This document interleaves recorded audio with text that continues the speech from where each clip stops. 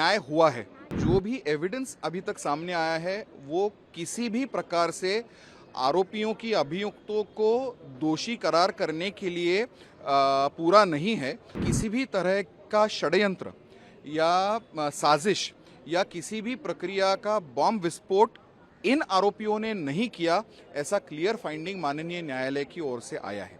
आज कहीं तो न्याय हुआ है ऐसी भावना है, ठीक है। हम सब लोग भावुक भी हैं और भावनाएं भी उमड़ के आ रही हैं, लेकिन न्याय हुआ है क्योंकि 17 साल के बाद जो हमारा प्रदीर्घ काल प्रयास रहा है वो यही रहा है कि कहीं पर भी अन्याय ना हो। अब 323 गवाह इसमें उपस्थित हुए, उनकी गवाही यहाँ पर रिकॉर्ड की गई, जिसमें से ऑलमोस्ट 40 गवाह ये हॉस्टाइल डिक्लेयर कर दिए गए।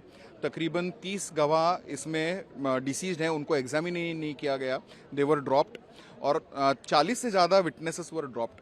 और जो भी एविडेंस अभी तक सामने आया है वो किसी भी प्रकार से आरोपियों की अभियुक्तों को दोषी करार करने के लिए पूरा नहीं है, और इसमें किसी भी तरह का षड्यंत्र या साजिश या किसी भी प्रक्रिया का बॉम्ब विस्फोट इन आरोपियों ने नहीं किया, ऐसा क्लियर फाइंडिंग माननीय न्यायालय की ओर से आया है, ठीक है। इसके चलते हम सब लोगों ने अपनी भावनाएं माननीय न्यायालय को भी व्यक्त की और न्यायालय के आभार व्यक्त किए कि उन्होंने बहुत ही उम्दा तरीके से इस मुकदमे को चलाया और आज उसका निर्णय दिया। न्याय की दृष्टि से देखा जाए तो यही सत्य है कि देखिए, आतंकवाद का कोई धर्म नहीं होता, ठीक है ना।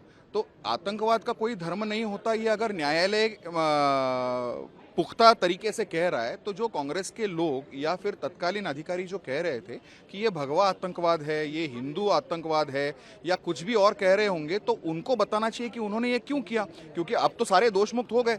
और जबकि ये सारे अभियुक्त दोष मुक्त हो गए तो तत्कालीन सरकार ने और उनके अधिकारियों ने बताना चाहिए कि सच में किसको छुपाने के लिए, किसको बचाने के लिए इन लोगों को उन्होंने झूठे तरीके से इसमें इम्प्लीकेट किया।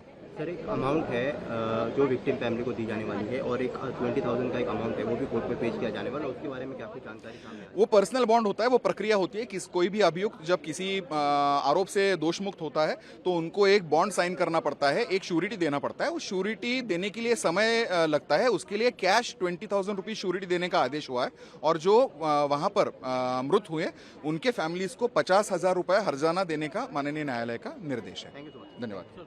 हमारे साथ रंजीत सांगले जी